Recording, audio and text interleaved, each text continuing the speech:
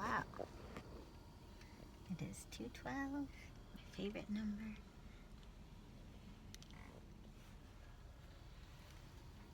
On a little nature drive. Just stopped at Stover's Farm Market. Headed towards Indiana. We live right by Indiana now. We live in Michiana. Well, Michigan, but the part that's right by Indiana on the west side. The Lake Michigan side. Anyway, yeah, just bought my boyfriend some blueberry pie filling. And now I'm at a botanical garden, I guess. Fernwood Botanical Gardens. I haven't been inside yet, but this tree was really beautiful, so I wanted to write it a song. I don't know if you can see that. Let me do it outside.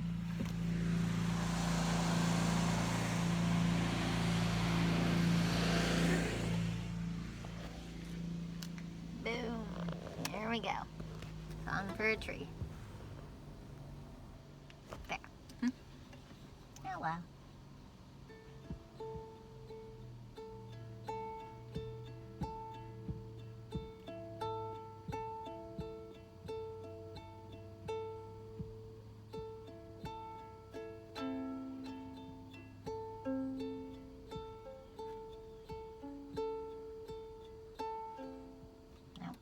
It's out of tune, but I can feel what I'm trying to do or say.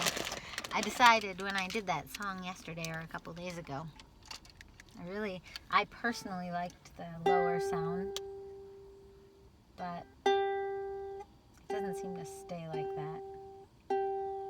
So, get everything back to square. Yeah, it actually sharped up.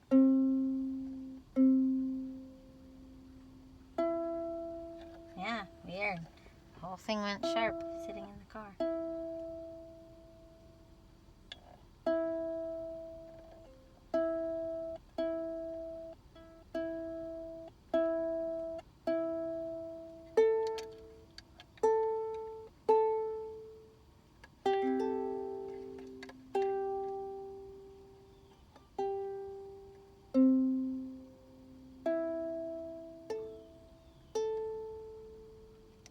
Alright, close enough. Hello. Oops.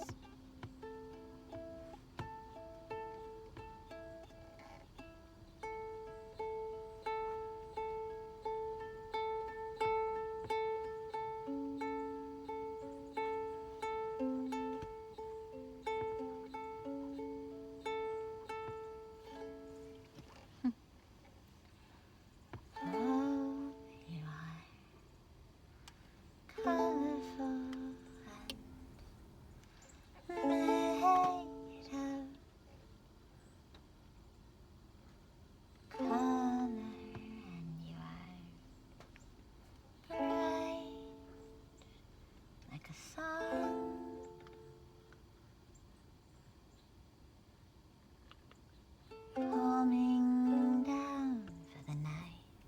You don't want to go to bed, but there's nothing to be afraid of. And you say it's not fear, it's pain, and it's that you didn't appreciate this time of year correctly now. But you don't see that all is crying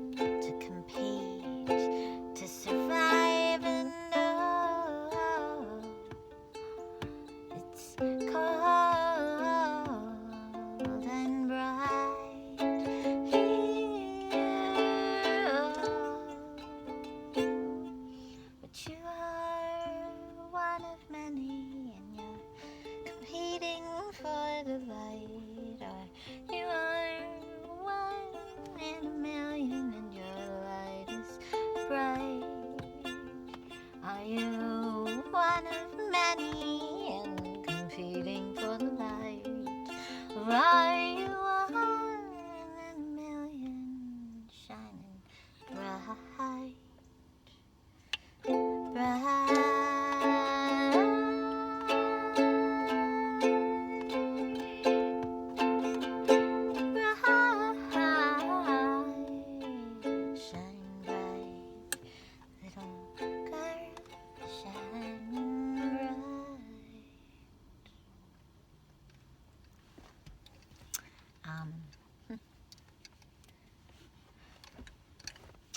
Sounded like it was about me, but that was really about this tree.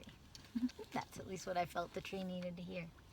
You know, I would imagine if trees are sentient in any way, that they feel the same way many of us do, which is that they are doing this absolutely beautiful thing over here and probably feeling untouched or unused or invisible. I mean, maybe being a parking lot tree is better than one of a million in a forest that almost no one sees, but maybe not. Maybe people drive by and completely ignore this tree. And right now it's putting on this like fire light show with its leaves and going down for the year, about to be cold and frozen and, you know, and incubating. And I don't know, that song I guess is an imagination about maybe trees feel similar to many of us do at the start of our life versus at the end of our life, compared to, well, the start of our life and the end of our lives where things are in their extreme form versus the middle, the long, draggy middle.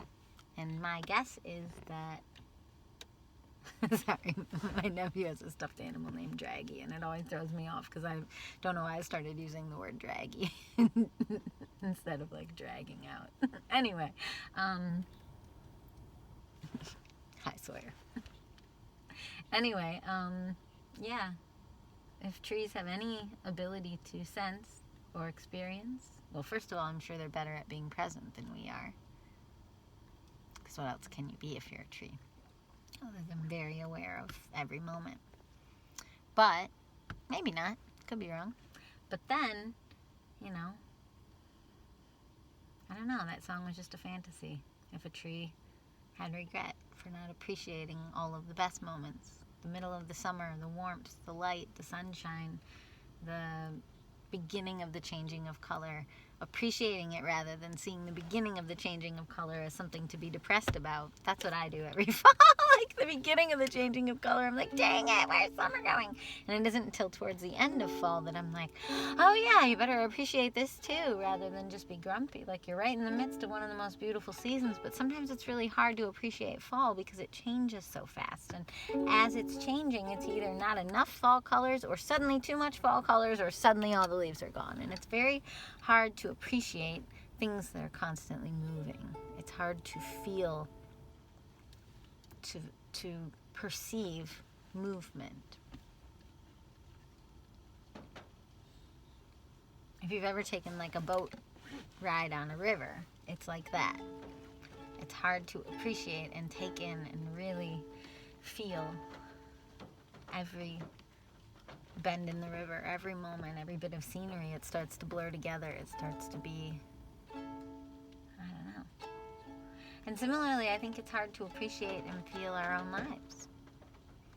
You know, how do you stop yourself mentally at every single moment on the river, in the changing of seasons, as the leaves are falling? I'm using multiple metaphors, but how do you stop yourself at every moment and really pause, like throwing a dart at a map and just say, this moment, I appreciate this, or I see this. Maybe you don't know how to say I appreciate this and really feel it or mean it, but maybe you know how to, you know, throw a dart at a map in time, at a point in time, this moment, right now, yours being different than mine because you're watching it and I'm making it. You're watching it long after I made it. But, you know, to feel this moment in time, it's partly why I YouTube. I'm not very good at this topic, and sometimes when I go back and watch experiences after the fact, I can feel them then. I can be like, oh yeah, that's how I felt that day. Oh yeah, that's what I saw that day. That's what I loved that day. That's who I was that day. But then that's always giving up your present self to your past self, which I don't always like to do. Sometimes I do like to do it, but a lot of people give up their present self to their future self, which that is harder for me because I can't see her. I don't know what she's going to be like. I don't know what she's going to like. My feeling is that she's going to like things like this still, but the problem is that when you don't have many viewers on your videos, sometimes depression about that can creep in, and you can accidentally give up the thing you love the most just because you don't feel like it has a purpose, or you don't see a audience for it in real time as it's unfolding, and you forget what it was doing for you. It had nothing to do with anyone else. And then you might ask, well, then why keep it public? And I guess I, in a way, don't know, other than that it's easiest to organize. I don't sit around and dig through my old files of pictures and find which things were YouTube videos or blogging and all that. I just kind of float along, and I don't know. Maybe there's a myth in my brain that thinks someday this will all be really helpful to someone else, and maybe that's not a myth. People have told me that the way I live is helpful to them, that it's inspiring, that it helps them believe that they can grab hold of their time today out of nowhere, completely out of the blue, and just suddenly use their day to create, and they can feel alive, and they can make art, and they can paint, and they can write songs and plays or poems or anything. And it doesn't have to be some big ordeal. It doesn't have to be some big deal that the world bows down and celebrates, because they probably won't, because there's too many trees and there's too many leaves, and yet there's the exact right amount of trees and there's the exact right amount of leaves. You know, you are important, and I am important, and every single person who's ever watched anything I've done and maybe feels even more invisible than I feel is important. We are all important. And how can I believe the words that someone like Mr. Rogers gave me as a child and not believe that my life, unseen, unacknowledged, unnoticed, with maybe 2 views per video, has meaning, has value? How can I truly believe when someone like Mr. Rogers said we all have value? How can I think that my view count has anything to do with whether or not I have value? And same to you. How can you think that your success count, or your view count, or your income, or your output, or any of those things, how can you look at those things and think that that's what determines your value? If you believe in all of the beautiful spiritual healers and kind-hearted people in the world who are speaking to everyone, speaking to the masses, if you believe those people, they are saying we all have value, so that has to be true. It can't be selectively true. It can't be we all have value, but some of us have more value than others. That can't be true. We all have value.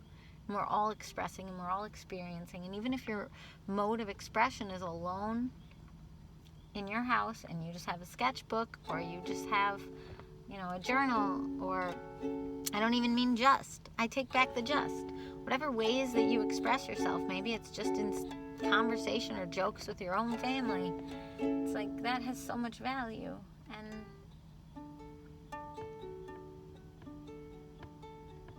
I think some of us just get like fame obsessed, and I think things like Instagram and TikTok are making it worse.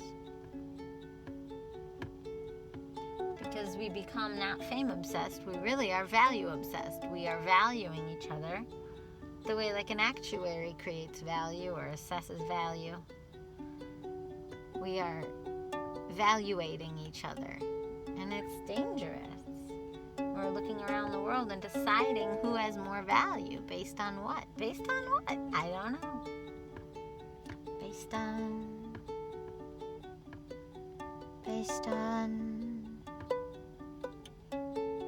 the truth or the untruth. What is popular? I want to be popular. I want to be popular. Don't you like that willow tree on a painting in a field?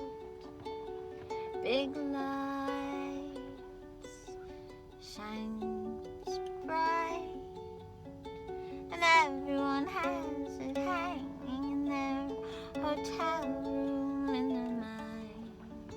We all want to be like that willow tree, 'cause it's beautiful and we find then we find that we're not it, and we see all our flaws, and we see the face of God in everyone, but we don't like what we see in everyone. We want to be free to be the most beautiful thing in a room, but we can't be what we're not, and we gotta have what we got, and it's hard, and it's hard, and it's hard to be coming true, to be broken, to be light, to be angry most every night, to be broken down, to have planned the world around a game that isn't selling any tickets to your name, to be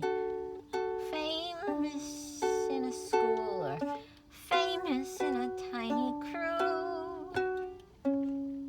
That little grove won't do for you. Do you see the friends you've got? Do you see the life you've got? Do you see the ones who name you, who claim you as most important to them? Do you know your influence? Does it flow or is it past tense while you obsess over a name? And the ways you're not coming true, the ways you wanted to come true, the ways you're broken hearted, little girl, the ways you wanted to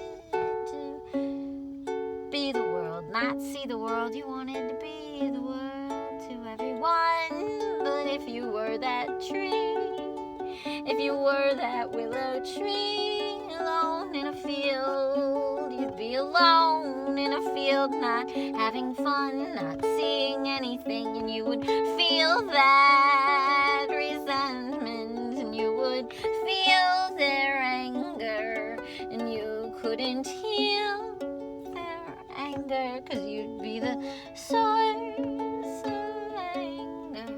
So I wanna heal your anger, and I wish I couldn't feel your anger, but I can feel your anger, 'cause it's mine too.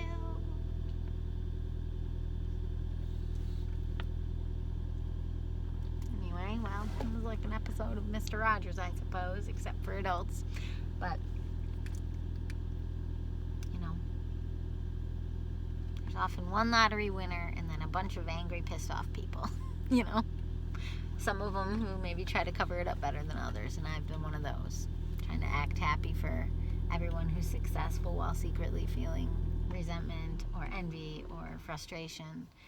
You know, where's my slice of pie, cup of tea kind of person. And, you know, I almost think that those of us who know how to cover it up and act happy for everyone and smile and be acquaintances with everyone and lift others up and all that, sometimes we are the most delusional.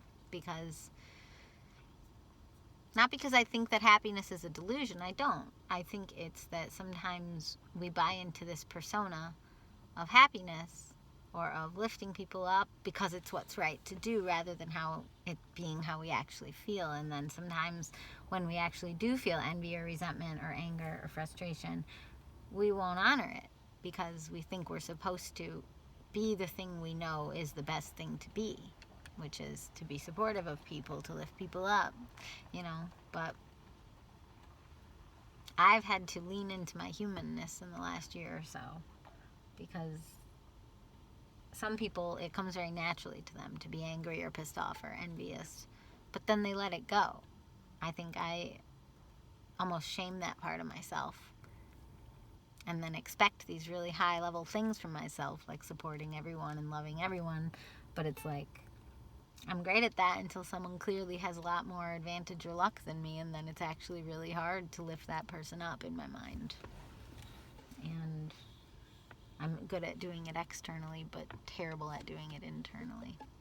So, not always, but definitely sometimes. So if that's you too, if you wrestle with envy when you see that lone willow tree, to quote my own random lyrics I just improvised a minute ago, if you wrestle with envy when you see that most beautiful willow tree in a field and it's the one everyone loves the best, and here you are standing off to the side, some little sprout, and you're like, what about me? And there's no club you can join in this day and age. Sometimes it seems like if you really cling to your misfit vibe, that then suddenly everyone will celebrate you for your misfitness. But sometimes even that doesn't work. Sometimes you can cling to your misfit vibe, or you can just really lean into it. I'm this broken sprout that's kind of mangled and jangled and smaller and whatever, and you can really cling to it and then still be not celebrated, not ignored, not supported in your smallness either. There's a lot of myths in modern society, and there's a lot of ways that we are all inadvertently manipulating each other for power and for attention. And I've seen some of the ugliest ones come from some of the most beautiful people, because they're brokenhearted. Like, we're all brokenhearted here, and almost nobody is comfortable with the level of attention they're getting, or the level of support they're getting, or the level of resources they've been given, or the amount of advantage they have, or privilege. It's almost nobody is happy with what they have.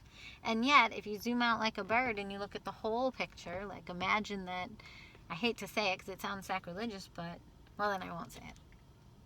Well, no, okay, I will say it, but, like, imagine you're God. Like, if you're God and you zoom out, like, and so many people's needs are met, say 50 to 70 to 90% of people's needs were met, but you're God and you're zooming out like a bird, and all of those people, even the most privileged, with this beautiful house and all these things and great children and everything's going great for them, or a great education, they're getting good grades, it could be any aspect of privilege, enough food in the fridge, whatever it may be. If you zoom out like a bird and pretend that you are God observing this, and even those people with the most stuff, emotional, spiritual, physical stuff, whatever the stuff may be, even if the people with the most stuff are grumbling and grumping around because they feel like they didn't get their fair share, then it's just like, well, nobody's happy. You look around and you're just like, well, oh, okay, so nobody's happy? Nobody feels like they have enough? And the people who have enough materially maybe wish they had more emotionally or spiritually, and the people who have enough emotionally or spiritually wish they had more physically, and you're just like imagining that you're the one zoomed out like a bird looking at all of society, and you're just like, oh, okay, so what? I can't make everybody happy other than to just like destroy the whole free will aspect of the planet and just give everyone perfect, constant material, spiritual, emotional needs completely 100% filled. But that sounds like Garden of Eden then, like it sounds like it's a choice. Like, if you believe in God or you believe in any aspect of the Bible, the first chapter is actually the one where it's just so obvious, like, we wanted free will and we made a choice. And so, I didn't mean to make it really bizarrely spiritual, but it's just like a lot of people complain about God or whatever without really acknowledging that, like, a lot of it is in our hands, and gratitude is in our hands. Anyway, so for me today, there are definite emotional needs,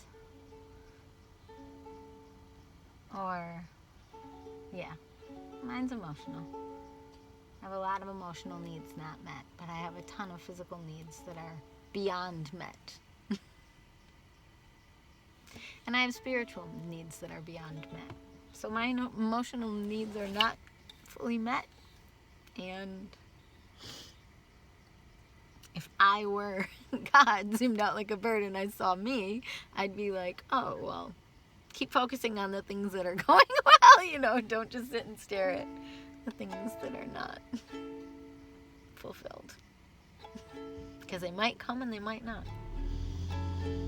I don't know. I just think there are people all over this world who are thriving emotionally and spiritually while not even having their physical needs met. And if they can do that, then I can thrive spiritually and physically while not having my emotional needs met. And a lot of my emotional needs are met. But there's just certain nagging things that I keep accidentally focusing on. Whether it's feeling futile as a singer-songwriter, or whether it's certain things that have happened for me in friendships, but, you know, these are tiny things. I really do want to choose gratitude as often as I can. And I hope you can too.